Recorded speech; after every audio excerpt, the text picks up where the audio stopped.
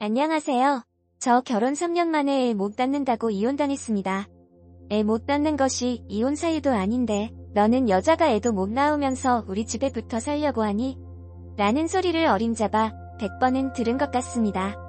제가 뭐 쉽다만 껌딱지도 아니고 붙어 살기는 어디에 붙어 산다고 맨날 그런 소리를 하는지요. 결혼 초부터 시부모 애타령의 스트레스가 이만저만이 아니었습니다. 병원에 가서 검사를 받아봤어요. 그런데 둘 다 정상이래요. 애를 제 맘대로 뚝딱 만들 수 있는 것도 아니고 애 안 생기는 것이 제 탓만도 아닌데 왜 아들한테는 아무 말도 안 하면서 저한테만 애 못 낳는다고 닥달을 하시는지 정말 그 사고방식은 이해할 수가 없었습니다. 시댁은 좀 잘 사는 집안입니다. 시아버지가 침구류 공장을 하시는데 대형마트 시아버지 공장에서 만든 침구류가 안 들어가는 곳이 없을 정도예요. 젊을 때부터 자수성가로 키워오신 공장이다 보니 기 공장에 대한 애착도 크시고 그 공장을 아들, 손자, 증손자에게까지 물려줄 계획을 가지고 계시더라고요.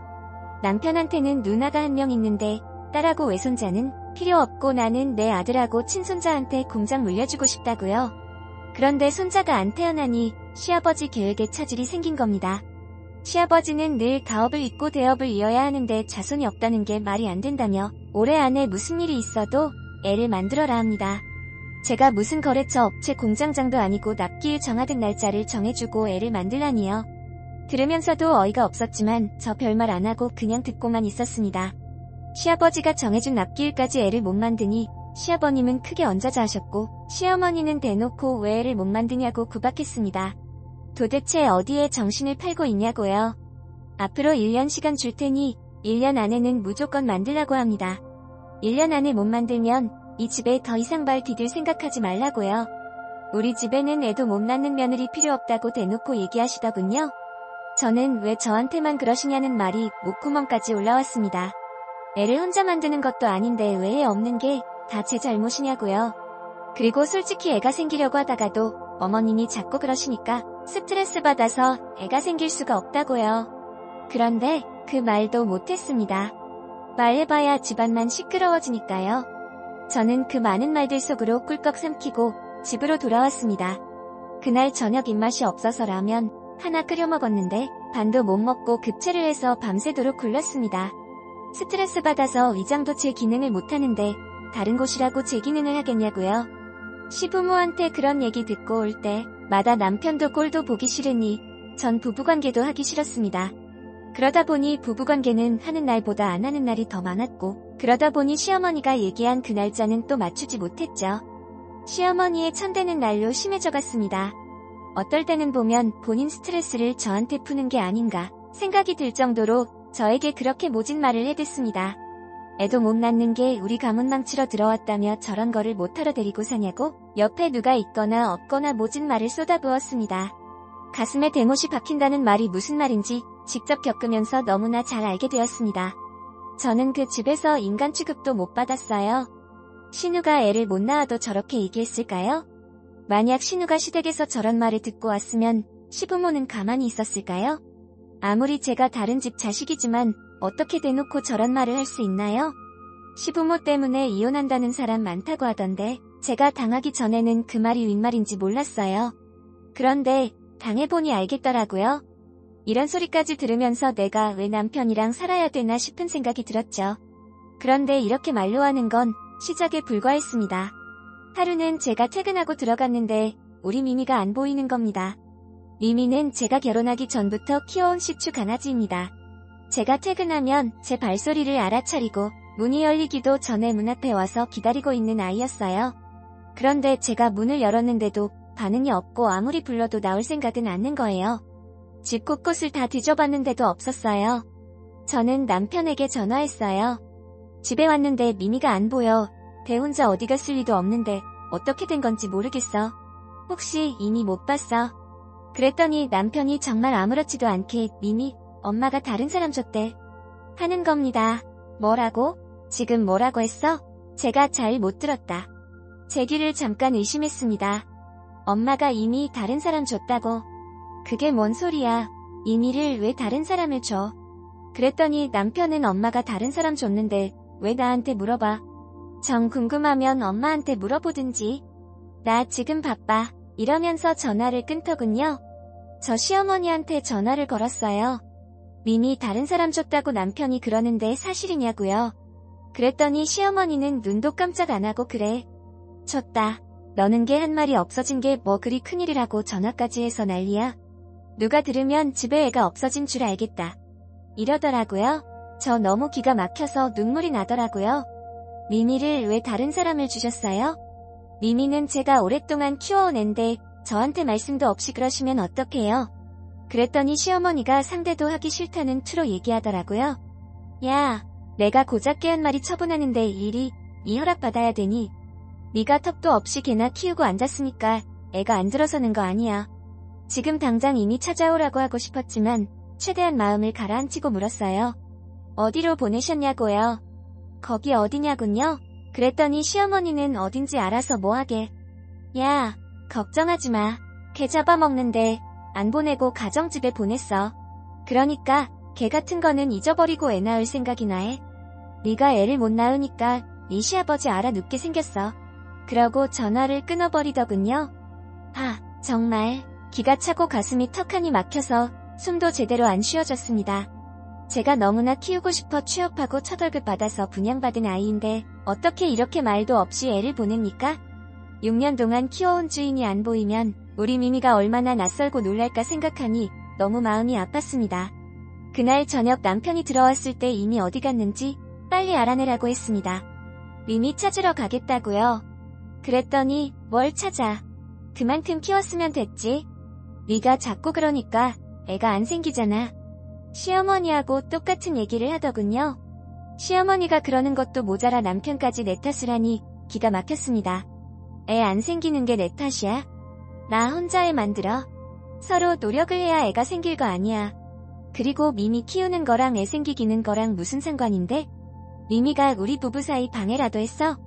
미미가 우리 집에 있는 게 그렇게 신경 쓰이면 친정에 데려다 줘도 되는데 굳이 나 몰래 다른데 넘겨야 됐었냐고. 왜 이렇게 나를 힘들게 해? 그랬더니 남편은 네가 애를 못 낳으니까 그런 거지. 엄마가 괜히 그래. 그렇게 억울하면 애를 낳던가. 애 안 낳으면 아버지 공장도나 안 주신대. 누나 주실 거래. 네가 애 못 낳아서 그 공장 누나한테 넘어갔으면 좋겠어. 이게 다 너 때문이잖아 라고 하더군요. 이 인간 진짜 바닥을 보이는구나 싶더군요. 그날 전 남편이 너무 실망스러워서 결혼하고 처음으로 남편이랑 대판 싸웠습니다. 시부모는 나이 많고 옛날 사람이니 그렇다 쳐도 젊은 사람이 어쩜 저런 사고 방식을 가지고 있는지 정말 정내미가 떨어지더군요. 시어머니의 피말리는 행동은 이게 전부가 아니었어요. 하루는 주말에 찾아와서는 이혼 서류를 내밀더군요. 이게 뭐냐고 물었죠. 보면 몰라? 이혼 서류다 하시는 겁니다. 애 못 낳는 건 우리 집에 필요 없으니 못 낳을 것 같으면 더 일찌감치 갈라서 하더군요. 앞으로 6개월 준다고요. 6개월 안에 애 안 들어서면 무조건 이혼시킬 테니 그렇게 알고 있으라더군요. 저 남편을 쳐다봤습니다. 남편하고 시어머니는 서로 벌써 무슨 얘기가 된 건지 남편은 못 들은 척하며 나가버리더군요. 6개월 안에 애를 가지라니요. 제가 결혼한 지 5년, 10년이 된 것도 아니고 왜 느긋하게 못 기다리시고 1년 안에 6개월 안에 시간까지 정해줘가며 애를 낳으라고 닥달을 하는지 저 당장이라도 도장 찍고 이혼 서류 던져주고 나오고 싶었습니다. 이 모든 걸 나 혼자 결정하기에는 너무 힘이 들고 벅차서 언니한테 전화를 했습니다. 너무 억울하고 분하다고요. 미미도 나 몰래 어디 줘버렸고 이 남자랑도 정냄이 떨어진다고요. 전 지금까지 있었던 일들 언니한테 다 얘기했습니다. 제 얘기를 듣고 있는 언니도 너무 기가 막히고 화가 나서 도대체 사람이니? 어떻게 그럴 수가 있어? 를 연발했습니다. 언니도 엄청 화가 났어요. 이서방도 정말 실망이라며 이서방까지 왜 그러냐고 하더군요. 아버지를 설득할 생각을 해야지 어떻게 너한테 그럴 수가 있냐고요. 언니랑 전화하면서 저 펑펑 울었습니다. 그리고 언니한테 물었어요. 시어머니가 이혼하라고 이혼 소리 던지고 가는데 내가 도대체 어떻게 해야 하냐고요. 나는 도저히 어떻게 해야 할지 모르겠다고요. 그냥 도장 찍고 이혼하고 싶다고 했더니 언니가 펄쩍 뛰었습니다. 지금까지 당한 것도 억울한데 뭐하러 이혼 도장을 순순히 찍어줘. 더 시부모가 너한테 그렇게 닥달하는 것도 이혼 사유가 되고 위자료 청구할 수 있어. 더 그냥 순순히 도장 찍으면 너 그 집 가서 구박만 받고 쫓겨나는 거야.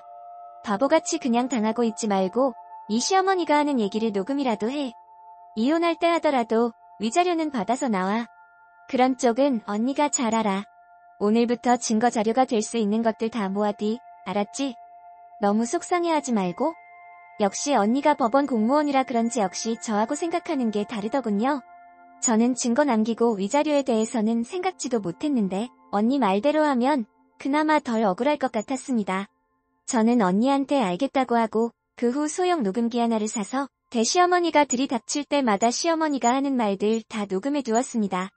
매일 듣는 소리다 보니 들을 때는 그냥 억울하기만 했는데 녹음한 걸 틀어서 제3자의 입장에서 들어보니 정말 가관도 아니더군요. 그 한마디 한마디 어찌 견디고 있었나 제 자신이 신기할 정도였어요.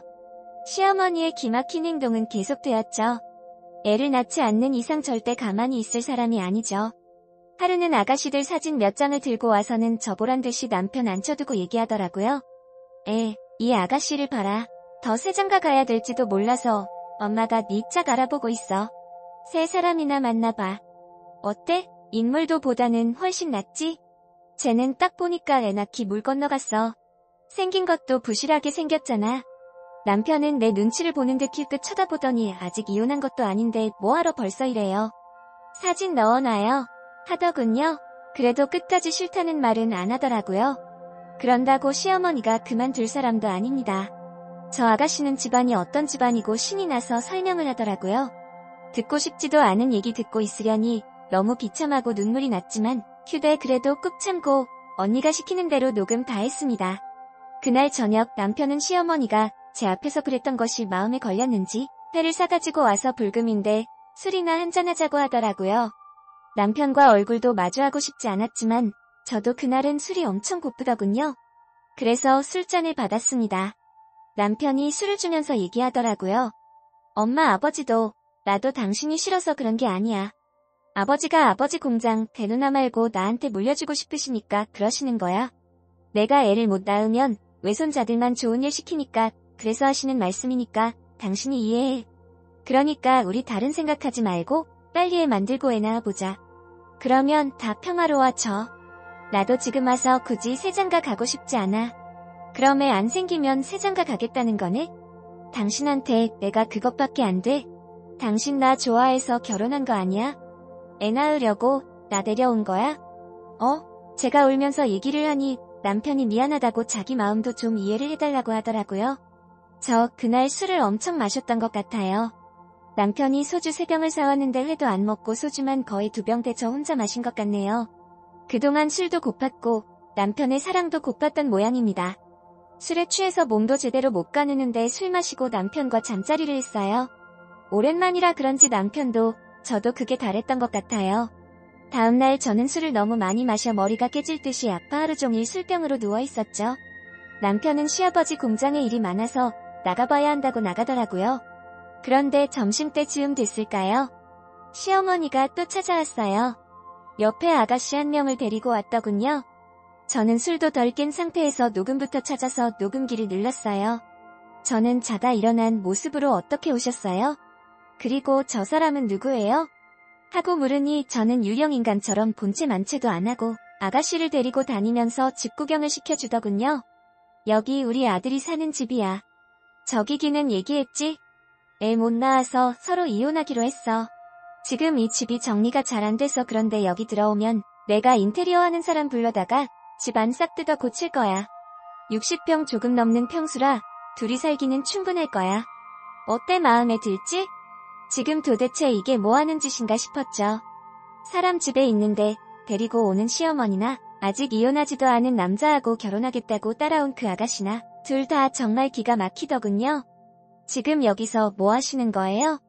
내가 이혼을 해서 이 집을 나간 것도 아니고 사람 살고 있는데 와서 지금 할 짓이냐고요? 내가 언제 이혼한다고 했어요? 기 어머니 한두 번도 아니고 곧 저한테 왜 이러세요?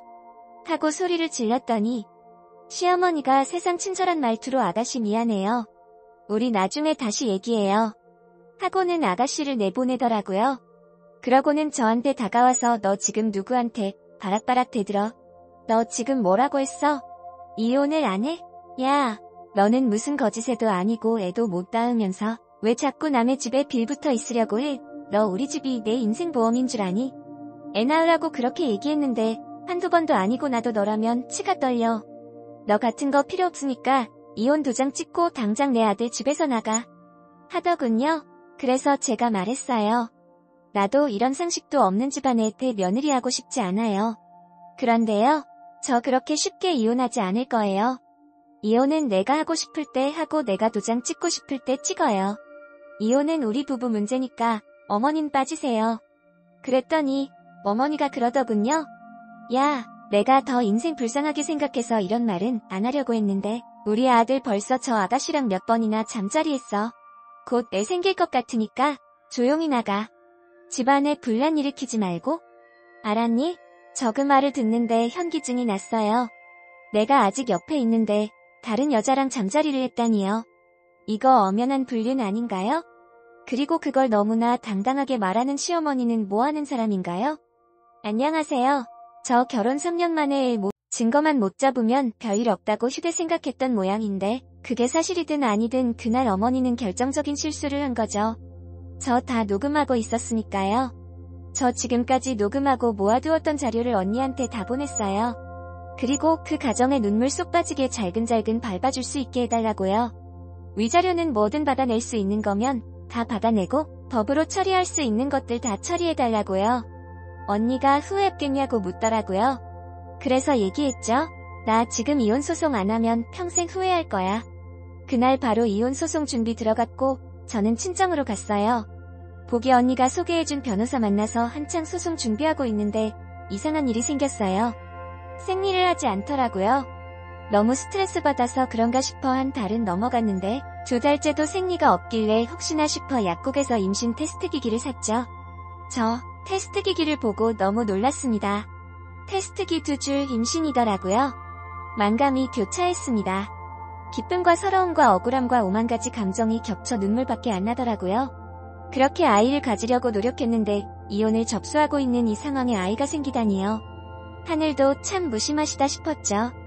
그렇다고 저는 다시 원래 자리로 돌아갈 수는 없을 것 같았습니다. 저는 고민하고 또 고민한 끝에 내 이 사실을 시댁에 알리지 않기로 했습니다. 그리고 이혼 소송도 계획했던 대로 진행했습니다. 제가 친정으로 거처를 옮긴 후 시어머니는 기다렸다는 듯이 실내 인테리어를 진행하시더군요. 집안에 자손을 많이 들이는 디자인이라고 하더군요. 남편은 시어머니가 만나라는 여자를 꾸준히 만나는 분위기였어요. 보나마나 아기를 만들기 위해 열심히 노력하고 있겠죠. 공장을 물려받느냐 마느냐 자기한테는 아주 중요한 일일 테니까요. 그러든지 말든지 저는 뱃속의 아이에게만 집중하고 싶었습니다. 지금까지 일은 최대한 잊고 좋은 음악 듣고 좋은 글 읽으면서 마음을 가다듬고 태결을 했어요. 이혼소송을 위한 소장을 제출했고 이혼소송 변론기일이 잡혔을 때도 저는 그들 앞에 모습을 드러내지 않았습니다. 변호사만 대리인으로 보냈죠. 아이는 건강하게 자라고 있었고 배는 점점 불러오더군요. 제가 이혼소송을 한 것이 시어머니는 무척이나 괘씸해했지만 시어머니는 어떻게든 빨리 이혼시키고 새 사람을 들이고 싶어 했다고 하더군요. 괜히 시간 끌어봐야 좋을 거 없다며 위자료 줄 만큼 줄 테니 빨리 끝내자고요. 그래서 이혼소송은 1년도 되지 않아 끝이 났고 저는 이혼소송이 끝나고 일주일 후 건강한 남자아이를 낳았어요. 저는 아이를 제 호적에 올렸어요. 아이는 이씨가 아닌 정씨가 된 거죠. 남편은 이혼이 끝나길 기다렸다는 듯이 두 번째 결혼 생활을 시작하더군요. 지 아이가 태어난 줄도 모르고요. 저 아이가 100일 되는 날 연락도 없이 시아버지를 만나러 갔어요. 제가 아이를 안고 나타나자 시아버지가 눈이 튀어나올 듯 놀라시며 어떻게 된 거냐고 하시더군요. 그래서 말씀드렸죠. 저 지금까지 애 낳으려고 정말 많이 노력했습니다. 그리고 남편하고도 오래오래 잘 살아보려고 했고요. 그런데 남편이 잠자리하는 여자가 있다고 어머니가 얘기하시더라고요.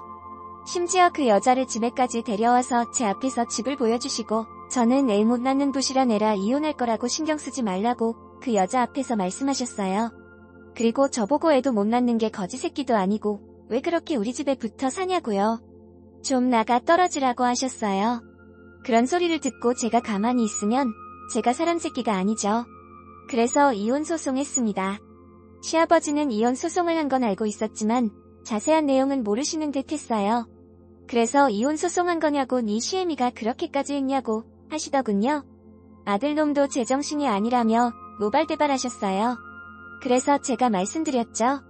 이혼 소송 진행한 후에 아이가 생긴 걸 알게 되었고 시어머니가 자꾸 새 사람을 불러들이시니 저는 제 자리로 돌아갈 수 없었다고요. 그래서 저 혼자 애 낳았다고요. 그랬더니 시아버지가 네가 그런 줄도 모르고 내가 너를 붙잡지도 못했구나. 미안하다 하시더라고요. 그리고 조심스럽게 물으셨어요. 혹시 그 아기 내 손자냐고요. 그래서 제가 말씀드렸죠. 네, 이 아이 아버님 손자 맞습니다. 그래서 데려왔어요. 그랬더니 마음을 탁 놓으시면서 세상에. 그렇구나. 이 아이가 내 손자구나. 하시더라고요. 한번 안아봐도 되겠느냐. 이름은 지었냐. 어쩜 이렇게 잘생긴 아들을 낳았다. 시아버지는 너무 벅차서 말씀을 못 이으셨어요. 저는 시아버지한테 아이를 안겨드렸죠. 시아버지는 아이를 한참이나 들여다보시면서 잘생겼구나. 내가 네 하랩이다. 내가 너를 얼마나 기다렸는지 모른다. 하며 눈물을 흘리시더라고요. 그리고 잠시 후 저한테 물으셨어요. 다시 우리 집에 들어오라고 하면 노인네 노망 났다고 하겠지만 우리 집에 들어오는 게 어떻겠니? 다 이렇게 서로 끊지 못할 핏줄이 태어났는데 서로 떨어져 사는 것은 힘든 것 아니냐. 그래서 제가 말씀드렸어요. 저는 이미 이 집을 떠났고 더 이상 옛날로 돌아갈 수 없을 것 같다고요. 그리고 아이도 제 호적에 올렸다고요. 하지만 이 아이는 아버님의 핏줄을 물려받은 아이가 잘 클 수 있도록 뒷받침해 주시면 좋겠다고요. 그랬더니 시아버지는 마땅히 그래야 한다고 내 가지고 있는 것을 다 줘도 안 아깝다고 하시더라고요. 그리고 아버님은 호적을 다시 옮기면 좋겠다고 슬쩍 운을 띄우셨지만 그건 단호하게 안 된다고 말씀드렸습니다. 애는 제가 키울 거고 양육권은 제가 갖겠다고요. 하지만 아버님이 손자보시고 싶을 때는 언제든지 보실 수 있으시다고요. 아버님은 잠깐 생각을 하셨어요. 양육권 소송을 생각하셨겠죠? 그런데 그 얘기는 안 꺼내시더라고요. 아기 보여주러 온 것만 해도 고맙다고 언제든지 돈이 필요하거나 도울 일 있으면 오라고요. 저는 아버님께 다음에 또 뵙겠다고 인사드리고 나왔고 그날 시어머니를 비롯해 남편한테서 전화통에 불이 나게 전화가 왔어요. 시어머니는 카톡으로 세상에 우리 며느리 장하다면서 예전에 섭섭한 게 있으면 다 잊으라고 하더군요. 그리고 새로 온 애는 애도 못 낳고 있으니 시어머니가 당장 이혼시키겠다고 하더라고요. 그러니 다시 잘해보자고요. 그 문자 보는데 저는 너무 기가 막혀서 웃음밖에 안 나왔습니다. 그 집은 애만 못 낳으면 무조건 이인가 보더라고요. 시아버지한테 다녀온 후로 지금까지 저는 남편 시아버지 전화 외에는 그 집은 애만 못 낳으면 무조건 대이인가 보더라고요. 아무하고도 연락하지 않고 있습니다. 시어머니는 남편과 함께 집에 찾아오기도 하고 애 한 번만 보게 해달라고 하시는데 저 아직 문도 안 열어줬습니다. 시어머니는 애가 보고 싶다며 계속 문자 오고 애 오시며 장난감이며 선물을 보내셨는데 그것도 그대로 다 돌려보냈습니다. 애간장이 타들어가시겠죠? 그런데 이건 아무것도 아니잖아요. 지금까지 저를 그렇게 애태우셨는데 이 정도는 예고편이죠? 걔 제가 당했던 시간만큼 어머니도 당해보셔야죠. 그래야 공평하니까요. 시아버지의 적극적인 지원으로 저 아이 편안히 잘 키우고 있습니다.